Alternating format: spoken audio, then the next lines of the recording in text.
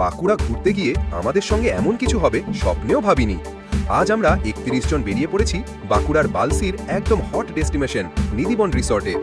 ৭টা টোটো, মনে হচ্ছিল যেন কোনো বিয়ের বড় যাত্রা বেরিয়েছে, শুধু শঙ্খ বাজানো বাকি ছিল। সব কিছু ঠিকঠাক, গান চলছে, হাওয়া লাগছে, চারদিকে শাল সেগুনের জঙ্গল দেখে মনে হচ্ছিল আমরা যেন কোনো অ্যাডভেঞ্চার মুভির শুটিংয়ে আছি। হঠাৎ ধাস, একটা টোটোর চাকা গেল ফুস করে পাংচার। বাকি সবাই সেই মুহূর্তে দাঁড়িয়ে দাঁড়িয়ে দেখতে লাগলাম, কেউ একটা এই মুহূর্তে ফেসবুক লাইভ দেয় না কেন। টোটো ঠিক করতে করতে অনেকেই প্রকৃতির সৌন্দর্য উপভোগ করছিল, আর বাকি কয়েকজন খুঁজছিল কোথায় বসে জলখাবার খাওয়া যায়। শেষে যখন নিধিবন রিসর্টে ঢুকলাম, সামনেই দেখি দুটো মন্দির আর এক পাশে বাচ্চাদের পার্ক। কিন্তু খেলছে কারা? বাচ্চারা না, আমাদের টিমের বড়রা।